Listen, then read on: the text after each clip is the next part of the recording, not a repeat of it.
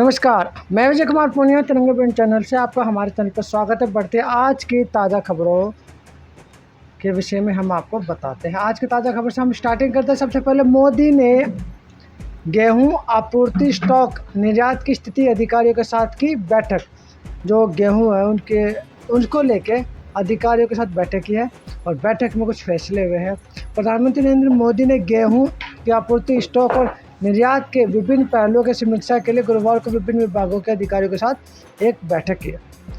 लू से नुकसान रोकने मानसून से पहले की तैयारियों की मोदी ने की समीक्षा। जो मानसून जैसे अभी कुछ दिनों बाद मानसून आएगा, उसको लेके मोदी जी ने तैयारियां शुरू कर दी हैं। प्रधानमंत्री नरेंद्र मोदी ने देश के विभिन्न भागों में इस समय लू के प्रकोप से जान माल के नुकसान को बचाने तथा और मानसून से पहले की तैयारियों की समीक्षा ले ली है। कोरोना खत्म होते ही सीए लागू हो जाएगा, ये अमित शाह ने पश्चिम बंगाल के मुख्यमंत्री के जवाब में या उनको ठेस पहुंचाते हुए आप कह सकते हो या उनको आईना दिखाते हुए भी कह सकते हो कि पश्चिम बंगाल के अंदर जो बाहर से लोगों को बुला के वो अपना वोट बैंक ममता दीदी बढ़ा रही है, उसको रोकने के लिए जैसे ही कोरोना का संकट काल ख़त्म होगा उस तुरंत ही भारत के अंदर और पश्चिम बंगाल के अंदर सीए लागू हो जाएगा। और इसके साथ अमित शाह ने यह भी कहा कि ममता बनर्जी सीए को लेकर झूठ फैला रही है, अफवाह फैला रही है कि लागू नहीं होगा, लेकिन जैसे ही कोरोना ख़त्म होगा आप लोग देख लेना, हम सीए को लागू कर देंगे। ये अमित शाह का कहना है एक रैली में। अंतरिक्ष साइबर क्षेत्र में सामरिक संवाद स्थापित करेंगे भारत और फ्रांस। मतलब भारत और फ्रांस दोनों मिलकर अंतरिक्ष और साइबर के क्षेत्र में सामरिक संवाद बढ़ाएंगे। भारत और फ्रांस ने अंतरिक्ष और साइबर क्षेत्रों में द्विपक्षीय सामरिक संवाद प्रणालियों स्थापित करने तथा विभिन्न क्षेत्रों में आत्मनिर्भर भारत अभियान में फ्रांस की आधिकारिक भूमि के लिए रास्ते तलाशने पर सहमति व्यक्त कर दी है। मोदी की यात्रा से तीनों यूरोपीय देशों के साथ मित्रता मजबूत होगी। जो यूरोप के 3 देश हैं उनकी मित्रता मजबूत होगी, ये है राजनाथ सिंह का कहना। रक्षा मंत्री राजनाथ सिंह ने कहा कि प्रधानमंत्री नरेंद्र मोदी की यूरोप के 3 देशों की यात्रा से भारत की इनके साथ मित्रता मजबूत हुई तथा आर्थिक, सांस्कृतिक और रक्षा सहयोग बढ़ेगा। अगली खबर है, वार्नर और पवेल के विस्फोट से दिल्ली के ने हैदराबाद को दी मात।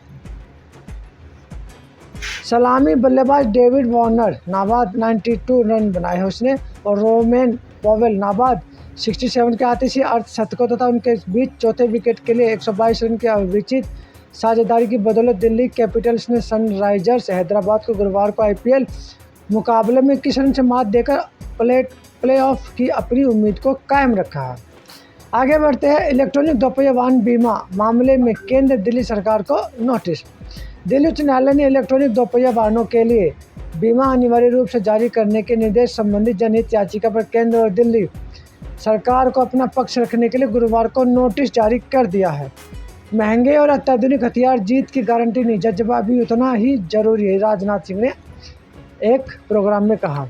रक्षा मंत्री राजनाथ सिंह ने कहा कि केवल अत्याधुनिक तथा महंगे हथियार और प्रौद्योगिकी जीत की गारंटी नहीं हो सकती और इनका सटीक इस्तेमाल जितना जरूरी है, सेना और उसके नेतृत्व का जज्बा, काबिलियत और तथा दृढ़ इच्छा शक्ति भी जरूरी है। अब बढ़ते अगले खबर के। जम्मू कश्मीर में पहली बार अनुसूचित जनजाति के लिए सीट आरक्षित। जम्मू कश्मीर के ने अब जो है SC ST OB के लिए सीट रिजर्व कर दी है। जो भी इलेक्शन होंगे आगे विधानसभा के, उसको लेकर उच्चतम न्यायालय की पूर्व न्यायाधीश रंजना प्रकाश की अध्यक्षता वाले परिसीमन आयोग ने केंद्र शासित प्रदेश जम्मू कश्मीर के विधानसभा निर्वाचन क्षेत्रों के परिसीमन आदेश को गुरुवार को अंतिम रूप दिया, जिसमें घाटी की अनंतनाग लोकसभा सीट में जम्मू क्षेत्र का कुछ हिस्सा जोड़ दिया गया है और अनुसूचित जनजाति के लिए पहली बार विधानसभा में 9 सीटें आरक्षित की गई है। आयोग ने कश्मीरी विस्थापित और पाकिस्तान के कब्जे वाले जम्मू कश्मीर से दर बदर हुए व्यक्तियों के लिए विधानसभा में अतिरिक्त सीटें रखे जाने की सिफारिश भी की है। आयोग ने पूरे जम्मू कश्मीर को एक केंद्र शासित इकाई मानते हुए कश्मीर घाटी के अनंतनाग और जम्मू के राजौरी पूंछ क्षेत्र के कुछ इलाकों को एक ही संसदीय निर्वाचन क्षेत्र पुनर्गठित कर दिया। यह थी आज की ताज़ा खबरें जो आप लोगों के लिए मैं लेके आया था। इसको लोगों तक पहुँचाए और पब्लिक तक भी पहुँचाए, और चैनल को दबकर सब्सक्राइब भी कीजिए और लाइक भी कीजिए। तो मुझे दीजिए इजाज़त, धन्यवाद।